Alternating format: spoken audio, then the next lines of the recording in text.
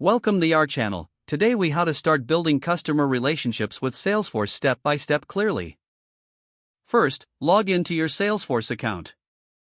Navigate to the Home tab on the main dashboard. Familiarize yourself with the layout and features available to you. Next, go to the Accounts section in the navigation panel. Click on the New button to create a new account. Fill in the required fields, such as company name, industry, and type. Add any relevant information that may be useful for future interactions. Once completed, click Save to store the account details. Now, proceed to the Contacts section to create a connection to the account. Select New Contact and fill in the necessary details, such as first name, last name, and email address.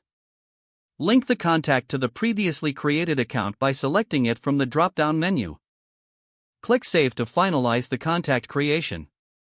Next, explore the Opportunities tab to track potential sales. Click on New Opportunity and provide details like opportunity name, stage, and closing date. Assign this opportunity to the relevant account and contacts for effective follow-up. Save the opportunity once all fields are filled out.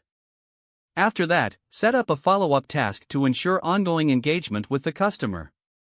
Navigate to the Tasks section and choose New Task. Specify the subject, priority, and due date for the task. You can also add notes on what to discuss during the follow-up. Save the task to keep it in your active list. Now, utilize the Reports feature to analyze customer interactions and sales data.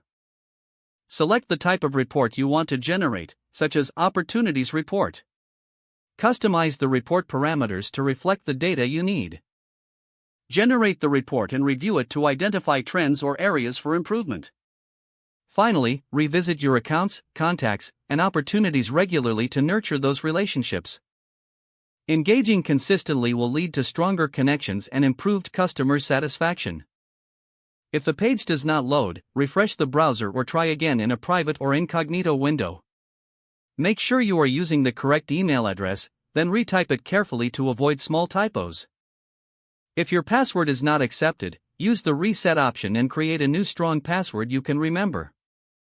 Don't forget to like this video and subscribe to our channel for more step-by-step tech guides.